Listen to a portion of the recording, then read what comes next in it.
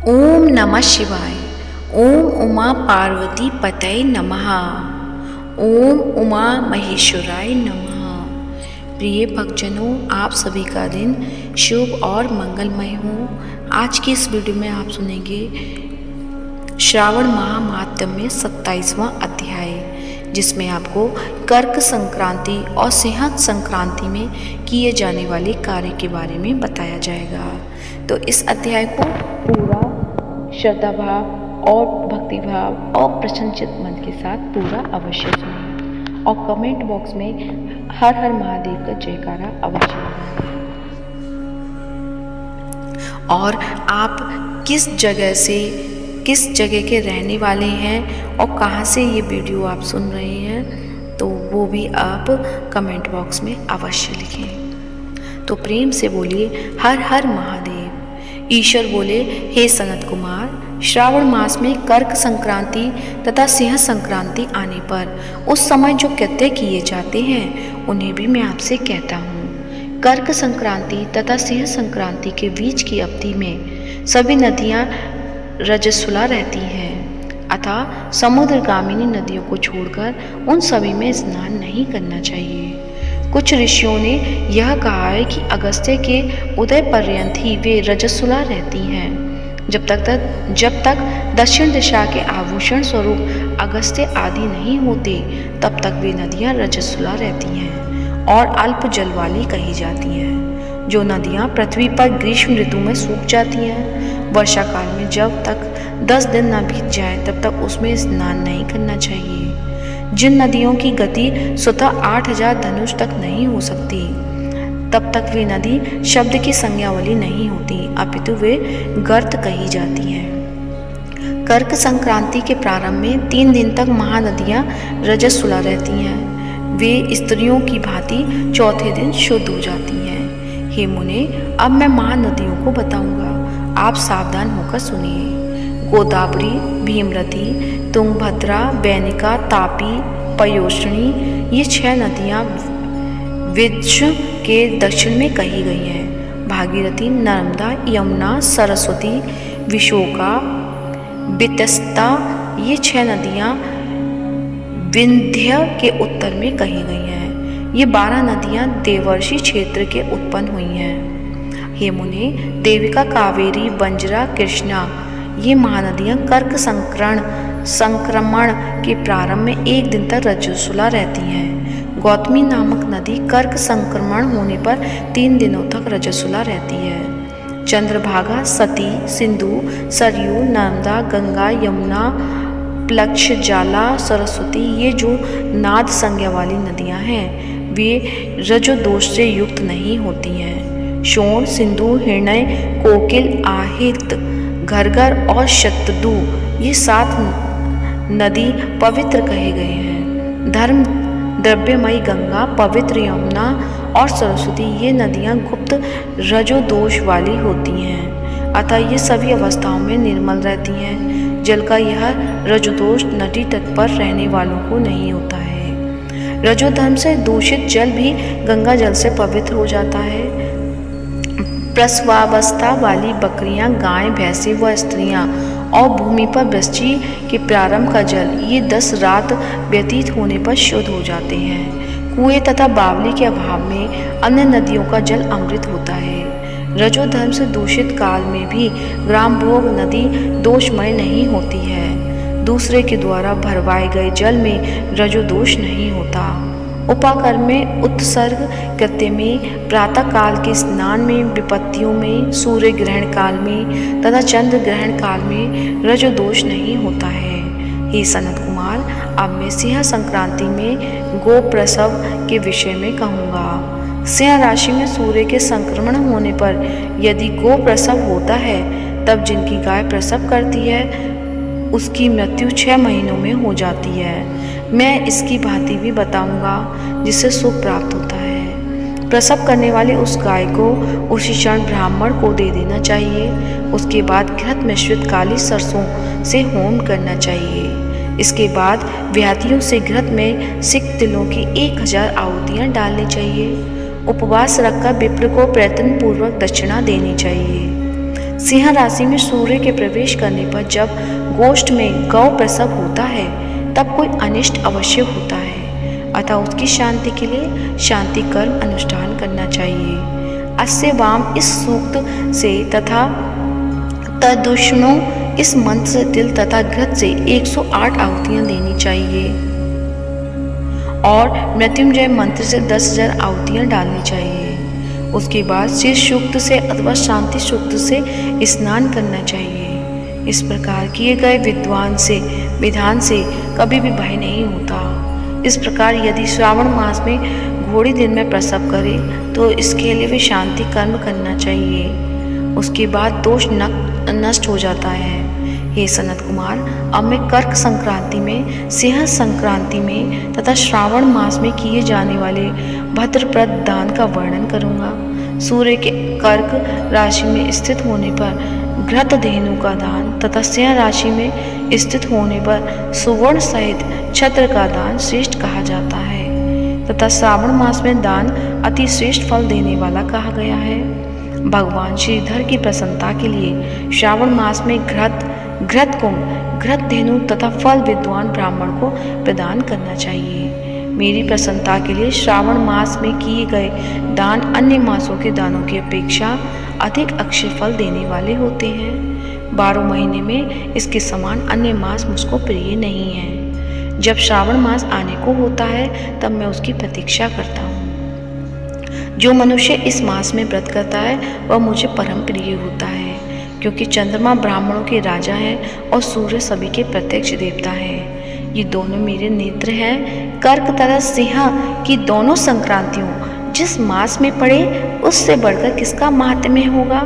जो मनुष्य इस श्रावण मास में पूरे महीने प्रातःकाल स्नान करता है वह 12 महीने के प्रातः स्नान का फल प्राप्त करता है। यदि मनुष्य श्रावण मास में प्रातः स्नान नहीं करता है तो 12 महीने में किए गए उसके स्नान का फल निष्फल हो जाता है। हे महादेव, हे दया सिंधु, मैं श्रावण मास में उषा काल में प्रातः स्नान करूंगा। हे प्रभु, मुझे विघ्न रहित कीजिए। प्रातः स्नान करके शिव जी की पूजा करके श्रावण मास की सत्य कथा का प्रतिदिन भक्तिपूर्वक श्रवण करना चाहिए। बुद्धिमान व्यक्ति इस प्रकार से ही मास व्यतीत करता है। अन्य मासों की प्रवृत्ति पूर्णमासी प्रतिपदा से होती है, किंतु इस मास की प्रवृत्ति अमावस्या की प्रतिपदा से होती है।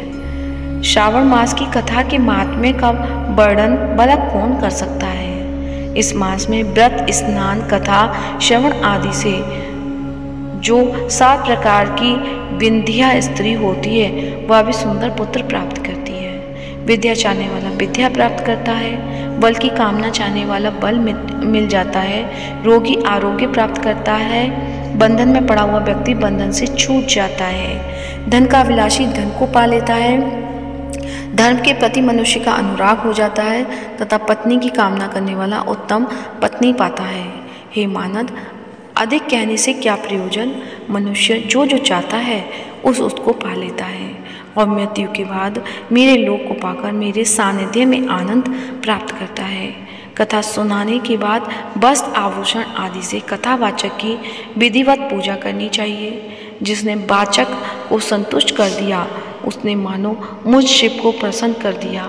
श्रावण मास का महात्म्य सुनकर जो वाचक की पूजा नहीं करता, यमराज उसके कानों को छेदते हैं और वह दूसरे जन्म में बहरा होता है। अतः सामर्थ्य अनुसार वाचक की पूजा करनी चाहिए। जो मनुष्य उत्तम भक्ति के साथ इस श्रावण मास के महात्म्य का पाठ करता है अथवा सुनता है तथा दूसरों को सुनाता है, उसको अनंत पुण्य की प्राप्ति होती है। इस प्रकार से स्कंद पुराण के अंतर्गत ईश्वर सनत कुमार संवाद में श्रावण मास महात्म्य में नदी रजोदोष, सिंह गोप्रसव, सिंह कर्कट, श्रावण स्तुति, वाचक पूजा कथन नामक 27वां अध्याय पूर्ण हुआ। तो प्रेम से बोलिए हर हर महादेव, श्री शिवाय नमस्तुभ्यं। तो आइए अब सुनते हैं सावन के महीने में प्रतिदिन सुना जाने वाला श्री शिव चालीसा। तो प्रेम से बोलिए शंकर भगवान की जय हो। श्री गणेश गिरजा सुवन मंगल मूल सुजान, कहत अयोध्या दास तुम देहु अभय वरदान। जय गिरिजापति दीन दयाला, सदा करत संतन प्रतिपाला। भाल चंद्रमा सोहत नीके, कानन कुंडल नाग फनी के। अंग गौर शिर गंग बहाए, मुंड माल तन झार लगाए। वस्त्र खाल बागंबर सोहे, छवि को देख नाग मुनि मोहे। मैना मातु की है दुलारी, बाम अंग सोहत छवि न्यारी। कर त्रिशूल सोहत छवि भारी, करत सदा शत्रुघ्न क्षयकारी। नंदी गणेश सोहित हैं कैसे, सागर मध्य कमल हैं जैसे। कार्तिक श्याम और गणराऊं, या छवि को कही जात न काऊं। देवन जब ही चाहे पुकारा, तब ही दुख प्रभु आप निवारा। किया उपद्रव तारक भारी, देवन सब मिले तुम ही जुहारी। तुरत षडानन आप पठायूं, लवनी नेश महामारी गिरायूं। आप जलंधर असुर सहारा, सुयस तुम्हार विदित संसारा। त्रिपुरासुर सन युद्ध मचाई, सब ही कृपा कर लीन बचाई। किया तप ही भागीरथ भारी, पूरब प्रतिज्ञा तसु पुरारी। दानिन मह तुम सम को नाही, सेवक स्तुति करत सदाही। वेद नाम महिमा तब गाई, अगत अनादि वेद नहीं पाई। प्रकट उदधि बंधन में ज्वाला, जरासुरासुर भय हो बिरहाला।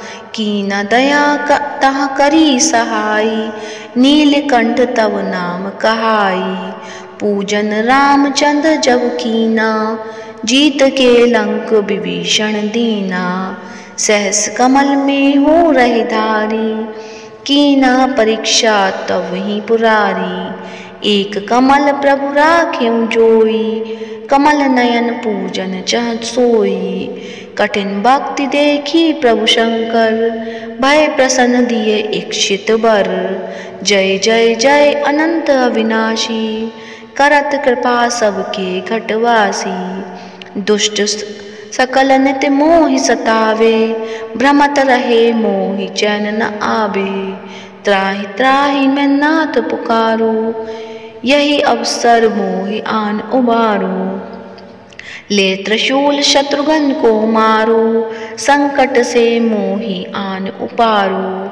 मातु पिता भ्राता सब कोई, संकट में पूछत नहीं कोई। स्वामी एक है आस तुम्हारी, आए हरहु अब संकट वारी। धन निर्धन को देत सदाही, जो कोई जांचे वो फल पाई। स्तुति के ही विधि करो तुम्हारी, चमुनाथ अब चूक हमारी। संकट के नाशक, मंगल कारण विघ्न विनाशक। योगी यति मुनि ध्यान लगावे, नारद शारद शीश नवावे। नमो नमो जय नमो शिवाय, सुर ब्रह्मादिक पार पाए। जो यह पाठ करे मन लाई, तापर होते है शंभु सहाई। ऋनिया जो कोई हो अधिकारी, पाठ करे सो पावनहारी। पुत्रहीन कर इच्छा कोई, निश्चय शिव प्रसाद तेहि होई। पंडित त्रयोदशी को लावे, ध्यान पूर्वक होम करावे।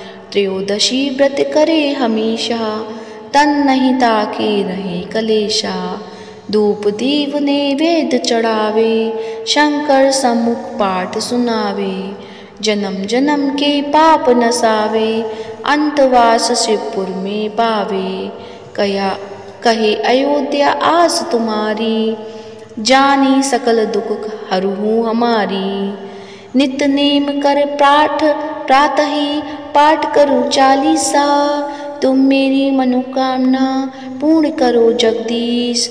मकसर छठे हेमंत ऋतु संबत 64 जान, स्तुति 40 शिव ही पूर्ण कीन कल्याण।